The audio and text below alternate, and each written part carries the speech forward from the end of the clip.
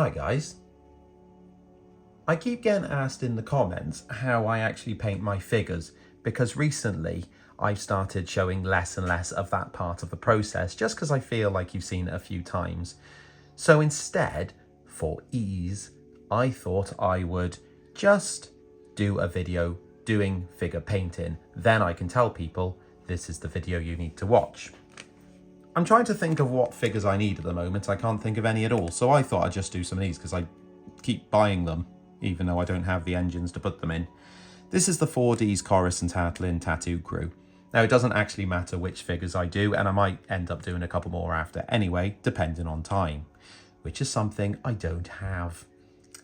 Anyway, if I get them out and see, we'll see how they look. If you're unfamiliar with figures and this is your first call, I will say at this point, no, I am not a professional figure painter. And yes, people do criticize how I do it. And yes, I am happy with how I do it. And no, I don't bring family shame because of it. Now, Model U are my, really the only place I'll go for figures these days. And this is why. Look at them. Look how nice they are for little men. Nice little men.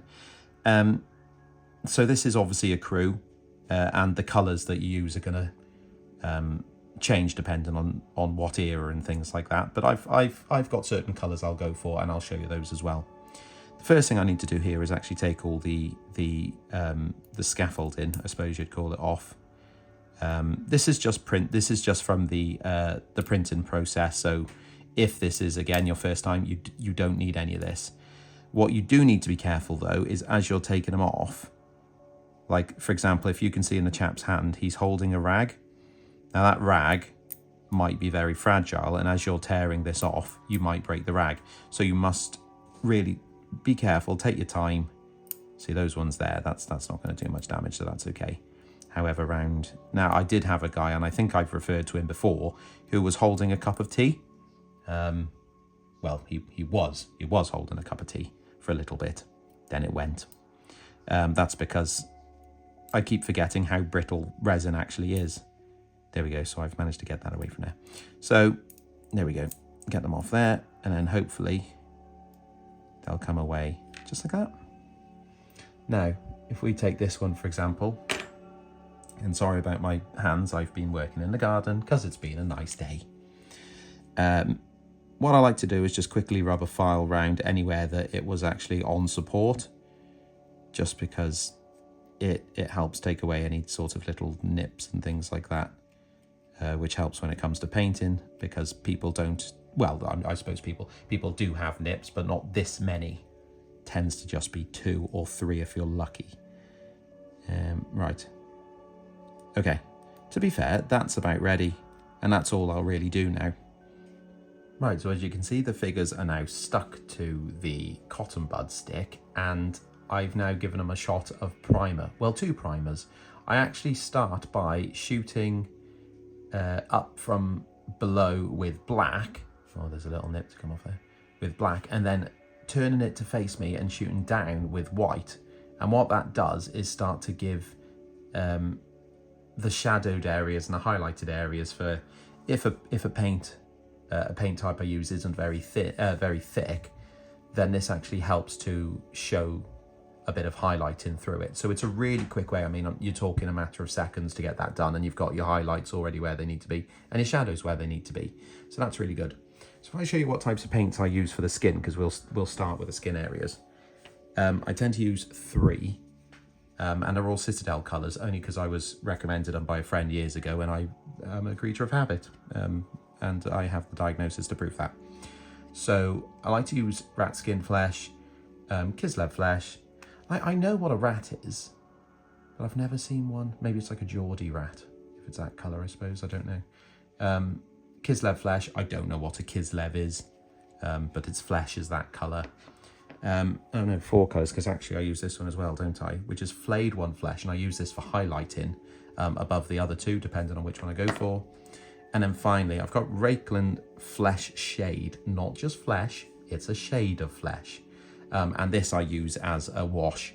But unlike the black wash, which does go on very harsh on figures on skin, this is, obviously you can see through it, is a reddish tone, and that really helps with the shadows areas. I'll show you that a bit later. Okay, so it's going to be no surprise at this point, seeing I keep going on about it now. I like to start with the skin areas first and get those out the way before the clothing, for no particular reason.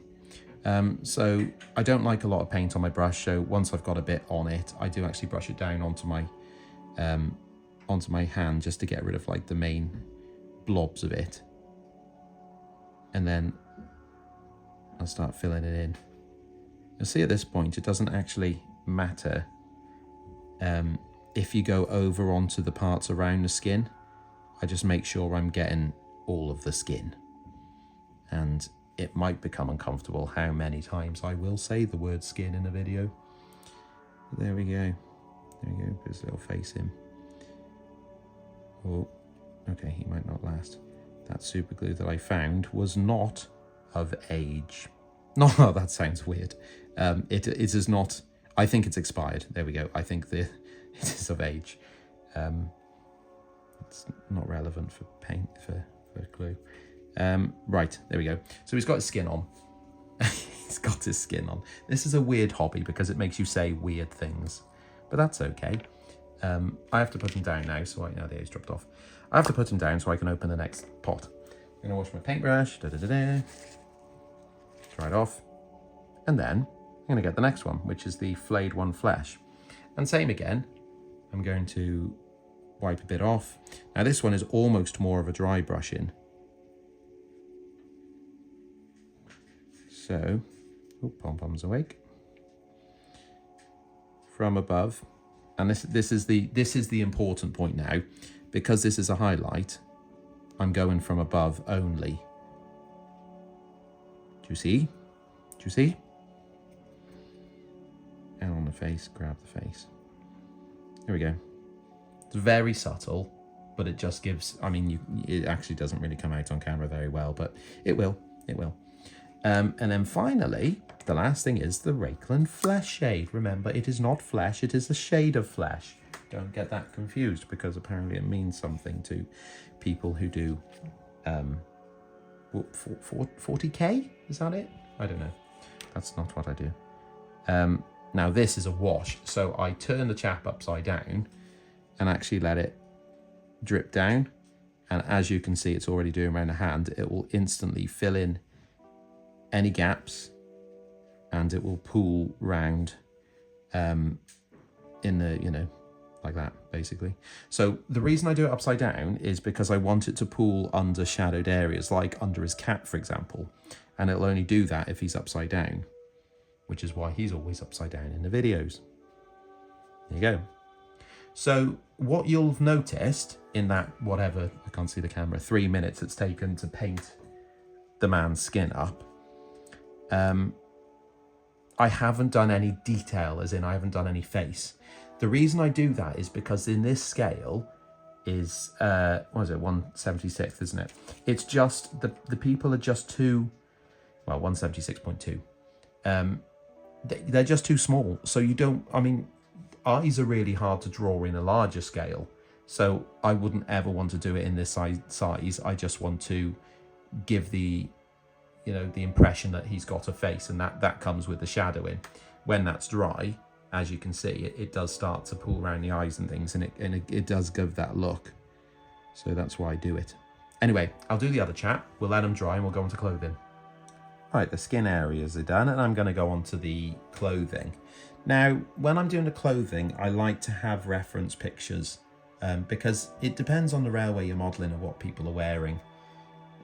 This is a funny one because actually I've got a tattoo for Corrish, and I've got a TR number 4 for Nagwernal. So actually, this is sorry, I banged the camera with my glasses.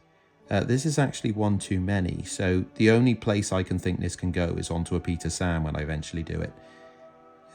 So with that in mind, I'm now looking at an old awdry book to see what they wore on the Skarloey Railway, and it turns out it's basically blue.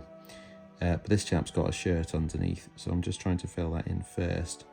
And the best thing to do is get the difficult to reach details in first and then fill the rest in. So like this shirt, it looks bad at the moment, but I'm going to then touch in with the colours around it. Whereas if I tried to do the shirt after, it would be really difficult, which is why I do it that way.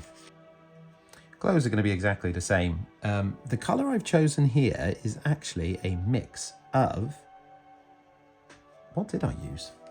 Oh, I used Army Painter's Electric Blue, but all the colours, I don't know if it's just because they're destined for a different thing that isn't trains. The colours are very vivid and don't quite suit a realistic look if they weren't from a different planet, where apparently different planets are brightly dressed. So I like to tone it down, and that's been mixed with a little bit of black just to dull it. There we go. The only problem is now I don't want his top to be the same colour as his trousers because it's not an all-in-one thing. So I will mix it with more black. Yes, that's what I'll do. I'll mix it with more black, and then the top can go on. What I will also do when that bit's done is I will then, the colour that I've chosen and that I've just painted the main colours with, there, see that is a different tone now. I will then lighten that up with a bit of white and put it on as a highlight. Okay, my guy's got his paint on and it's pretty much dry, so I'm going to go in and do what I said I was going to do, which is to start highlighting it. Now, what I've done is I've taken the original colour and I've just mixed it with a little bit of white. And this is a dry brush method here. So what I'm doing is I'm getting paint on the brush and wiping most of it off and then applying it to the model. And it's it's a dry brush basically, which means that the paint isn't going to actually paint the model. It's just going to graze the higher parts of it, which is actually where the light would catch it. That's too much. I've not dry brushed, I've painted, damn it. And what this does is help bring out any of those details that might be lost in a color like this, because it's just one color, so it's a little bit bland. So I think this really starts to bring some interest to the model. More importantly, what this does is make it look interesting when you're not very good at painting, like I'm not very good at painting. So I like it. There. So that's it. And as you can see, it's already starting to bring a bit of detail to the model. Now what I'll do is I'll dry the brush off and I'll do it again, but I'm adding even more white now. It's basically just white. Hang on a minute. Something like that. So again, get it off, most of it off, and then go over the very, very highest bits then, just those bits there. And up on the shoulders where it's going to be a lot brighter. Well, not brighter, but always in the sun. He's going to have little burnt shoulders if he wasn't wearing his coat. And that's just one reason why he's wearing it. Right, now I need to actually give him a wash as well. And I'm not going to use the acrylics that I've just been doing. Rather, I'm going to use a black wash. Is this the one that's loose? Is this the loose black wash that I keep using? Because it's still on the workbench, which makes me feel like I haven't changed it. Let's see. Yes, that is loose. Okay, so once again, applied from the shoes downwards, because he's now upside down, because I want it to drip into the shadowed areas, hopefully. Not too much around there, so I'll suck it away. There. And this part, it takes a little bit just to manipulate it to where you want it, because obviously it's going to keep dripping down. So what I do is I use the brush and sort of just suck it like around there. I don't really want it pooling too much, so I take it away and add some more at the top.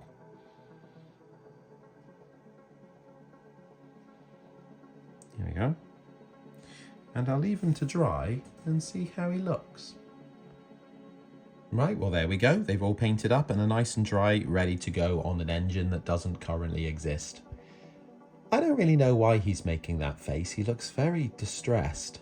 But then again, you know, it's just hard working on the engines. There's him, there's the other one. As I say, I am by far not a figure painter by trade. And in fact, you'll find that figure painters by trade tend to criticize me quite heavily on my techniques. But what I want to show you is that, well, for one, I don't actually like painting figures up. But it takes, what, 10, 15 minutes to paint a figure in this way. And I think they look good enough, don't they? I mean, you're seeing it from quite a distance when, you know, when they're in an engine. Well, don't. Ooh, look at what makes my arm look really weird. No. You see them from very far away, don't you? So, you know, at that position, it's not that bad. Yeesh. I'm more than happy with how I do them. If it helps you, then it helps you, and that's how it goes. I also painted this guy, little cheeky chappy there, and I don't use that phrase lightly because I don't like phrases like that. This is the Reverend awdry, if you didn't know, with a little book. I'm assuming he's given someone a parking ticket or something. I don't know what he did. Well, he liked trains, didn't he? Anyway, that's it. Hopefully, like I say, that will help if you're not into figure painting or you don't know where to start. Hopefully you've picked up a tip or two from this video, and if not, well, watch it again. Maybe you missed your tip. Maybe you missed your tip. Cheers.